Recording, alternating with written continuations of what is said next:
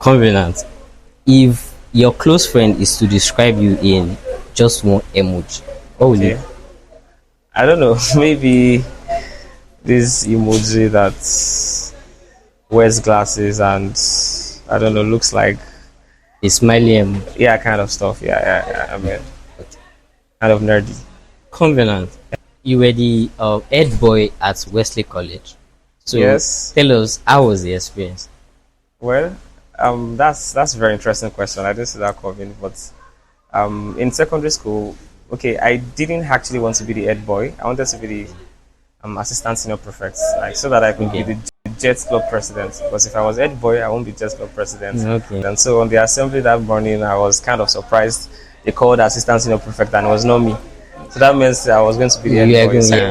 it was an interesting experience, and it was fun too because I mean that was like my first foray into public service, and I mean working with a large number of people. I was in a boarding school actually. Okay. So for context, it was a full boarding school, only boarding school, and it was nice. Yeah, we did a lot of good things. It Okay. was also difficult managing people, the borderline between being a bully and being an emphatic leader and all of that. But all along, it But was a that great was time. where the leadership started. Yeah, I could say that. Yes, I could say that. That was like my first foray into actual public service, public leadership. So yes, it was a good time. So back then, what was the young Covenant like? Was he quiet? Was he Well, I think I have evolved in many ways. okay?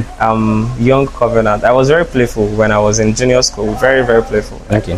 Extremely playful. Oh, Play wow. ball all day. Miss classes. Do you still play ball? No, not really.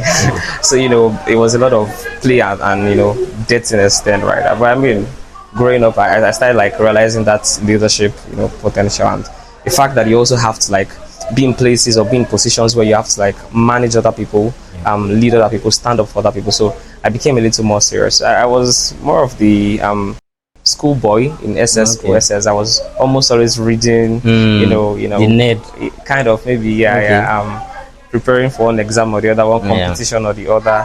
And then my friends, we always had fun, would whine, shout, play, have a lot of have fun. So I think I was not the most nerdy person. Okay. I was also not the most playful person. Playful It was person. like a little in bit of between. borderline in Yes, the between. balance. Yes. Okay. Yeah. What's like something student might not know about you, but they'll be surprised to know? All these questions, I don't know how to answer them when I can't think of one, but I know that there's definitely something interesting about me. Okay. I think That a they'll lot be of people surprised probably of- know I have a good handwriting, so. Ex- But I think okay, maybe I don't eat shawarma, so This is the second person not eating shawarma. Casablanca doesn't okay, eat you shawarma. mentioned this. Yeah, you said that. I mean, Yes. I don't eat shawarma, too, so maybe that's like an interesting thing to be honest. Yeah. So Why did you decide to run for the SCG president?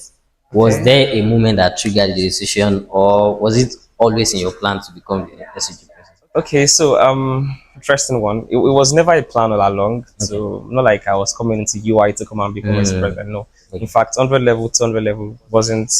I wasn't looking at it at the time. But sometime in 300 level, I think December 2023. So I think that was about the time when I started considering that. And I would say it all started, of course, I had always had the passion to serve, to, Okay. make impact and, be of, help to my students. That was the goal. But it wasn't exactly doing it through the presidency. But in December 2023, I was in Z Cafeteria with a friend of mine, Okay. David Sadiv, and we were just having this conversation, just talking about like as always. But that day it was a very should I say interesting conversation, and then Okay. we started talking about aspirations, things we could become in school, Okay, things, and okay. we just talked about I mean politics or leadership, in like very big spaces. Yeah. Like I'm a medical student, so we have Yeah. NIMSA, that's like the Nigerian national body for medical students, and then of course in UI, the students union. So I started talking about the fact that positions like that would help us, gain experience, and build our leadership potential. And then Okay. that was where like everything first started. And then over time, the seeds, grew in my heart. And then I think sometime in maybe April Okay. 2024, I decided fully I was going to run. So I would say it comes from a place of a track record of service Okay. that then becomes a desire to want to lead and help, at a larger scale, right? So I think that's where it started from. Have you served in other roles before Yes, becoming? interestingly, I was in the press Okay. before I became president, Okay. right? I served as the PRO of UCJ, Union of Okay. Campus Journalists. In fact, I moderated two press nights before mine. I moderated the press night Wow. that brought in hosts. I Okay. moderated the press night that brought my predecessor Aweda. I was Okay. at the time that I moderated the press nights that brought in Aweda. I knew already Okay. that I was going to run the next year, and I still had to do it because I was Yeah. PRO at the time. Okay. So I had served in UCJ. I had served in my department, in some committees here and there. I also served in NIMSA, that's the Nigerian Medical Students Association, Yeah. right? So, but mainstream political office in UI, no, I didn't really do maybe any mainstream office, like maybe department Okay. executive or something. No. So you are a medical student Yeah, and politics. yeah. How did medicine and politics? How did that work? Okay, What is well, that? it's not new, right, Okay. to say, and when I say this, I say that in most cases, you find medical students do a lot of things, right, outside what you expect. I Okay. mean, not to brag, but we just won the recently completed Seals Cup, Eh, defending our championship title the second time. So yeah. it shows that medical students are very versatile. But for me as a person, I think it's from a place of it's personal, like it's from a place of the desire to want to serve, to want to make impact, to want to contribute in any way I find worthy in my community. And right from my level days, I've been involved in social impact activities, different projects, on campus, even beyond the University of Ibadan. So and over, there's a way you build experience when you do something over a long period of time. So I think that's it for me. And it's primarily not politics per se, it's just that desire to serve. But politics can be one of those platforms where I have to express that. Yes. So you use the auspicious time very well. That's your phrase. Even the current tenor is the Yes. auspicious. Yes. So what does that mean to you? Okay, so interestingly, it's about 1 year ago where all of this started. Okay. Interestingly, so just few days before my birthday last year, I posted on my status that okay, we are now in the era of the auspicious times. That's what I posted on my. I think I posted it on Twitter too, right? And then it became a slang. Why? Because people just singled out that auspicious times from that sentence Okay. and started posting it, like, and a lot of Auspicious. people so every day I could just put something on my status and put the caption, Auspicious. we're in the auspicious times. And that was because I just feel like good things were happening around me, around my friends, in our department. That's good omen. When you just feel like good things are happening, right? Like like people say joy is coming, all those things. Like, so that was the intention. And then it became an household name. People started using it, it became popular, people were using it, and then they attributed it to me. So when I was going to run for the presidency and I was going to pick a campaign tagline, I didn't have any other option. Why? Because I wanted to use Vision 2025, Okay. because my nickname is Visionary, and Vision 2025 makes sense, right? But auspicious times became popular already. It was so popular.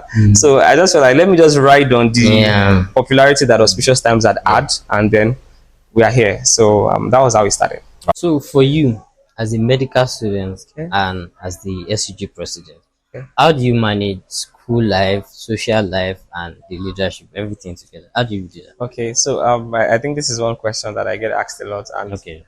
my answer would be that firstly, it takes. I think I'm at that stage where I can say there's the experience part of it, where because you've been doing something over time, you get to master the art, right? But fundamentally, it requires a lot of details, right? Which primarily is planning.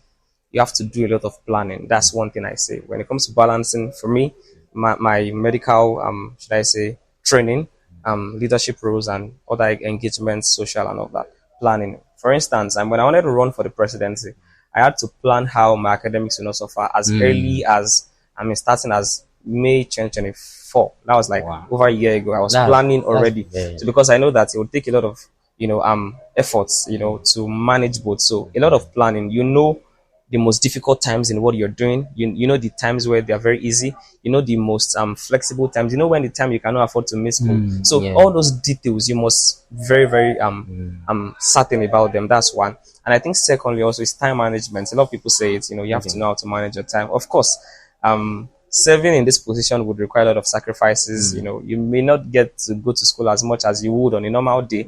You may not also get to do some things you would do. So it requires that you set your priorities around the limited time that you have. And also there's the hard work part to it. I mean, Mm. it's a lot of work. You sleep Mm. maybe a lot more lesser. Mm-hmm.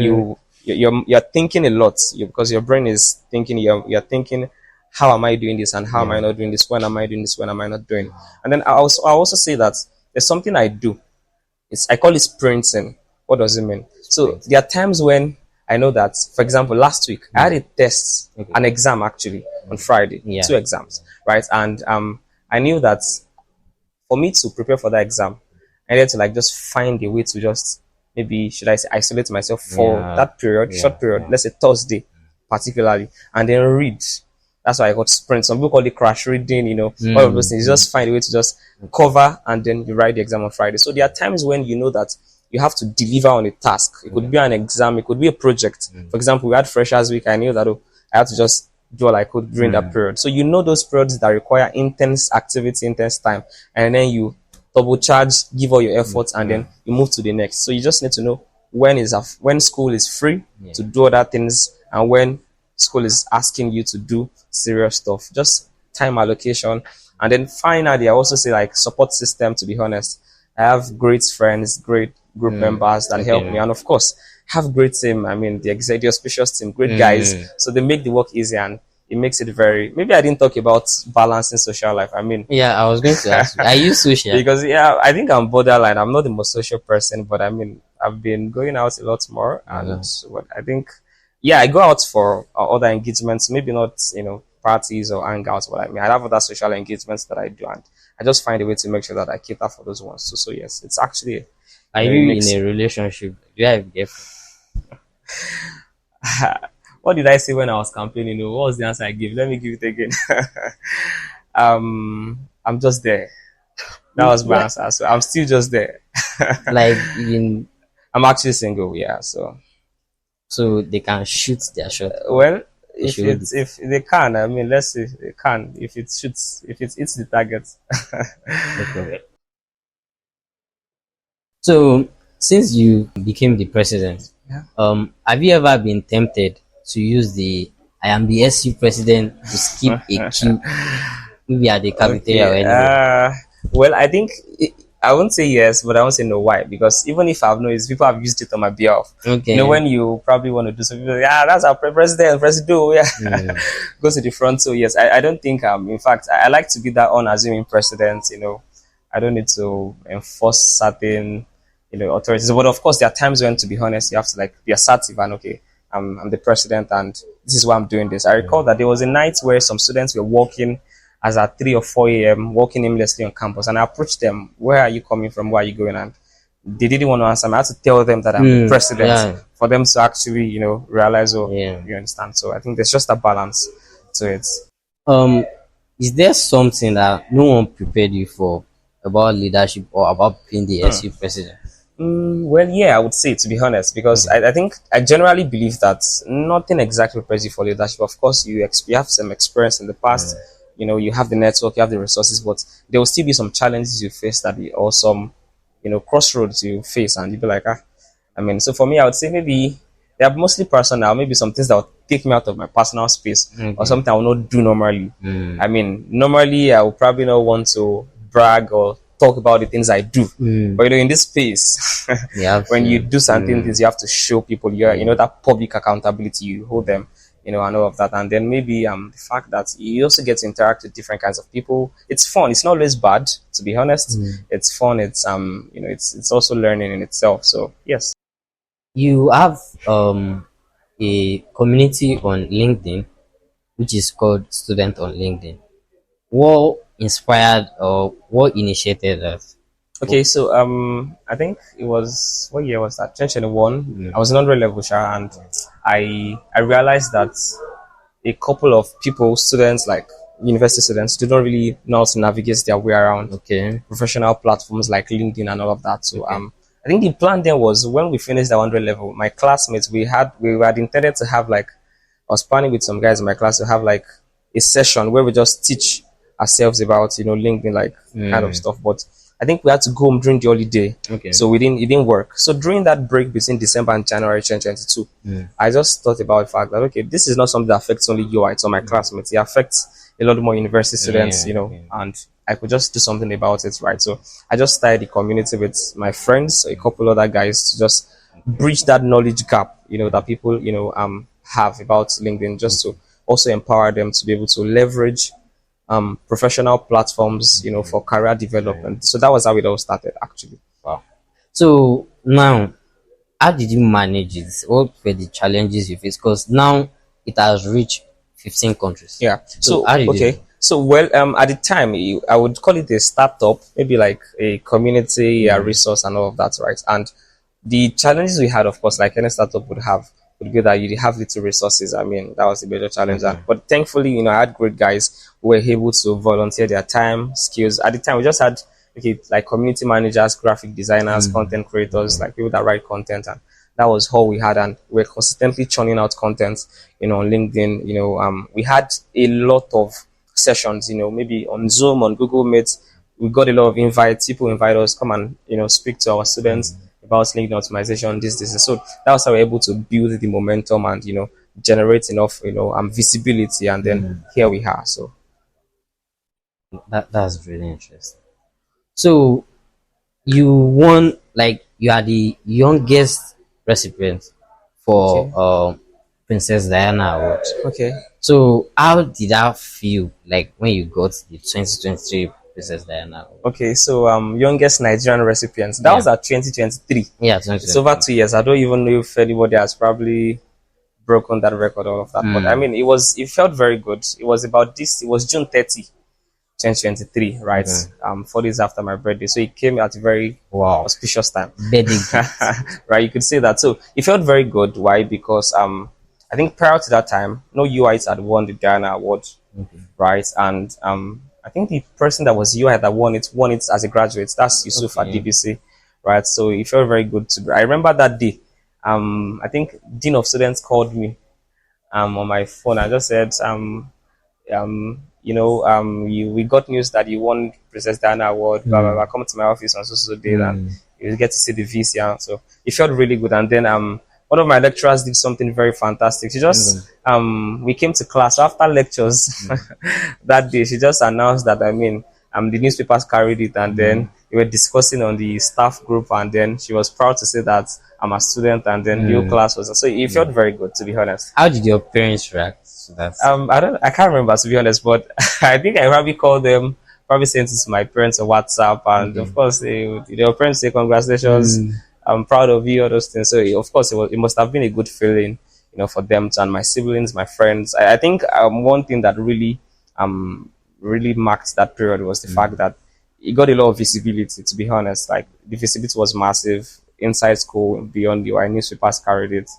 Even Peter Obi recognized us on Twitter. Then wow. it was a great Amazing. time, very lovely stuff. A couple of weeks ago, you celebrated 100 weeks in office. So, what do you consider your biggest win so far in office? Okay, 100 days plus in office. Yeah. I think that's an absolute question, but there are a lot of things I believe that they're very great stuff Okay. we've been able to achieve in this short period. But I would say most notably is the reduction we're able to get in charges that was imposed in certain faculties or departments. We're able to get a reversal of these charges, and Wow. for this tenor, we can safely say that there was no increase in school fees, and Yeah. also the extension of the fee deadline. I mean, Yeah. we got, Yeah. That's true. about 3 weeks plus to the initial 8 weeks. So that's about 11 weeks in total. And I mean, all of this with no late fee charges and all of that. So to be honest, I feel very great about what the team has been able to achieve. And also the Freshers Week we're able to pull. I find it fulfilling, because that was a moment where a lot of freshers, felt, what's the word now? I'm inspired to represent and be a good student of the University of Ibadan. I mean, there was that balance, the academic, orientation to the fun field events, so many other things. So I'm very happy about notes we've started, and I'm very much convinced and looking forward to the other things that we are going to do together, through this tenor. So, what's the thing you are most excited about in Okay. your plan for your tenure? Okay, well, there are a lot, to be honest. We have a couple of projects that would flag off in some weeks. We have some, human capital development project I'm very much looking forward to it. We also have some infrastructural projects. So one of the major infrastructural projects we were able to achieve was the renovation at UI Gate, which I believe, that facelift that we're able to give the UI Gate is very befitting. So we're also looking forward to having some infrastructural projects at the heart of the SUV and in some places on campus. And I think for me, the biggest goal is to make sure that we create an atmosphere where people can dream, people can do great things, people can, make good grades, people can, of course, make legitimate money. So that would be, one of the greatest achievements of this tenor. Yes. So, Covenant, Okay. finish this sentence. If I wasn't the SUG president, I'll probably be. Okay, if I am not serving as SU president Yeah. now, I can be many things. To be Okay. honest, I can be UCG president, maybe. Okay. I could have been TEDx UI licensee, maybe. Okay. I could have been probably holding a position in NIMSA or anything. I could as well just be a medical student, just in ABH, having fun, going to school, Okay. coming back, sleeping, waking up. Just chilling. So I can be many things. I could have been many things. Okay. Another one. People always assume I. People always assume I'm boring or I'm too serious I. or I'm nerdy. So, what's the I don't counter? I This don't for that? think that's far as much as people think, to be honest, Okay. right? So yeah, I'm a very serious person, but it's not that deep, right? It's It's not not that deep. that deep. Yeah. Not that deep. So, another one. My favorite thing about UI is. The favorite thing about you has to be the legacy, the ideology, to be honest. Like what UI stands for, right? For knowledge, learning, sound judgments, and character, all of those things that shape you to be that UI graduate, that UI personality. Yes, You that's believe UI is still the first and the best. yes. To be honest, UI still has its right. Well, maybe the metrics may be saying some funny things, but Okay. we're still But numero we're uno. still the first and best. Definitely. So we're moving to another section, which is truth or cap campus Okay, edition. let's have it. So let's have it. Let's have it.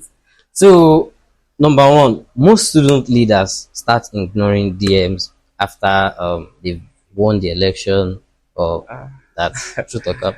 Ah, I can't speak for everybody, but Just I your would say own okay. thought I'll about take it. a cap, to be honest, The because cap.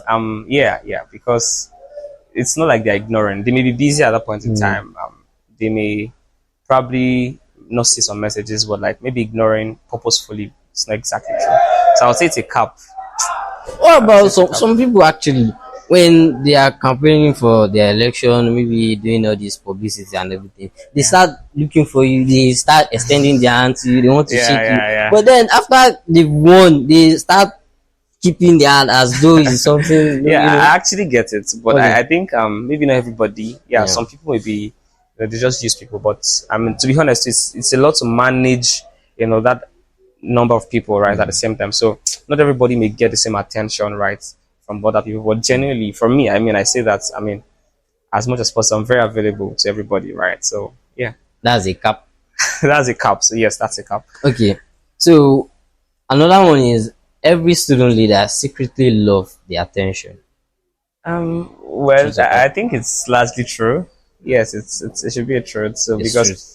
I think yeah, there's that attention that comes with public service, and it's not always positive too, to be honest. So you can be in the limelight for bad things, right, or for ugly things, if I'll use that word, right. But the positive attention is not bad. Everybody likes attention. Maybe not everybody, but most people like attention. So that's true. So you can't survive in UI without drinking Gary, without having Gary. Well, is a cap truth. Because some people are rich kids, so they don't drink Gary. They drink cereals. Oh well, That's what we call it, cereals. yeah, in that category too. So me, I drink Gary, so I'm not a rich kid.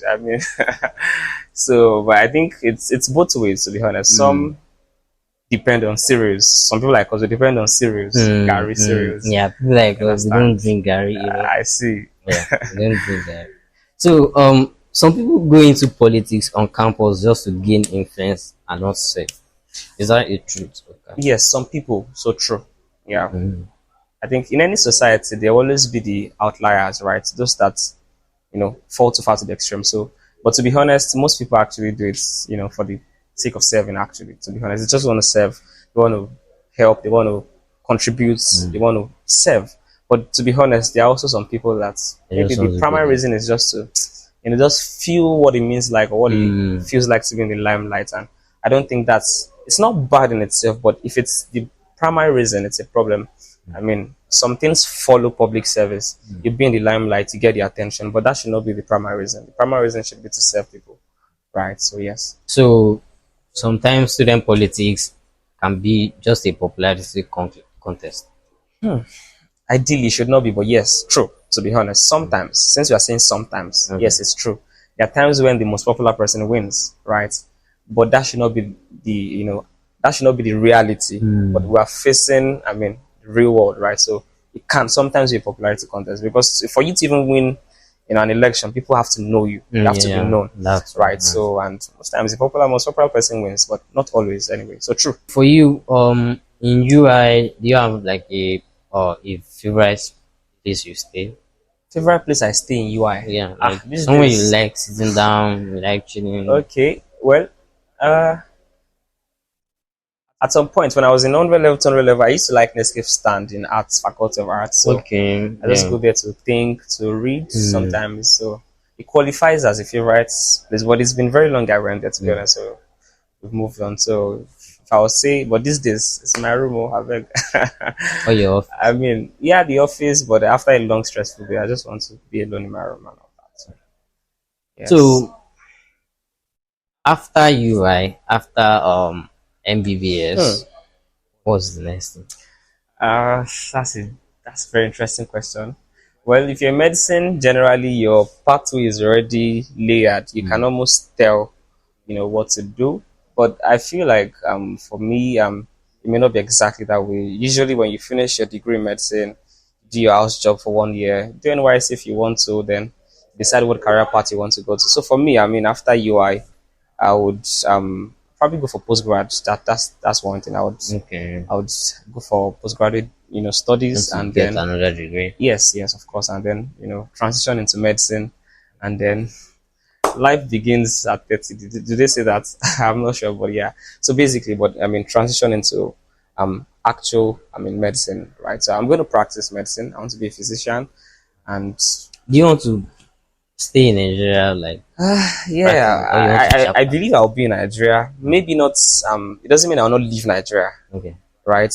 At some point, but in the long run, I'll be in Nigeria. So I will leave Nigeria You might japa to quickly and learn, come but in. I'll Japada, that thing exactly. So yeah, but I'm not a pro Japa, like let me leave Nigeria and see Ultimately, everything. No, no, no. what's one thing that you hope people take away from your personal story, like your Hmm, own story? interesting. Okay, I would say that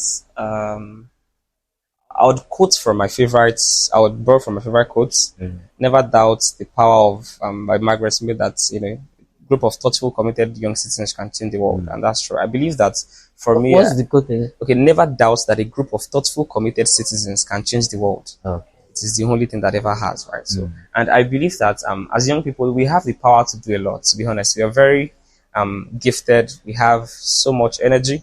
We have so much, wit. We have so much passion, right? And that alone in itself is enough raw material. It's enough ground zero raw material. So for me, I would say that you have to be you have to keep going. You have to be focused. You have to leverage all the opportunities you have. You don't have to be born with a silver spoon, not Mm. necessarily. You don't have to have all the resources in the world, but the fact that you can recognize the resources at every point in time, recognize the opportunities available to you at your disposal, and Mm. one thing, being very bold to Being make some bold. decisions, irrespective of what people think, irrespective of what people believe, irrespective of what people have seen to be obtainable. You want to be bold enough to show that you're up to the task, you're daring enough to challenge the status quo, and then actually rewrite a new story. So that would be what I would say, right? So, where can people connect with you? Like your online, where can people follow Okay. you? Okay, I think social media generally, Instagram.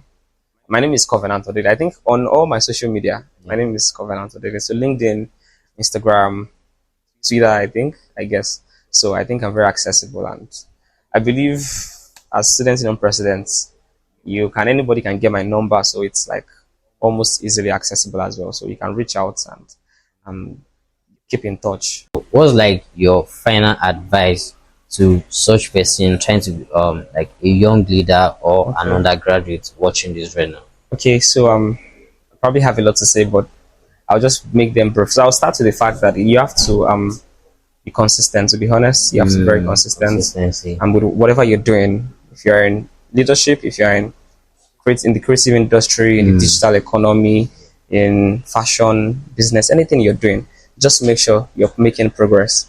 Progress is not always 1 to 100. It could be 1 to 2, 2 to 2.1, 2.1 to 2.15, 2.15 to 4.5. Yeah, Just keep just growing. getting 1% better every Exactly. day. Just keep getting better. That's very, very Yeah. important. Then I would say that one thing the university affords us is the fact that you have that wide pool of people.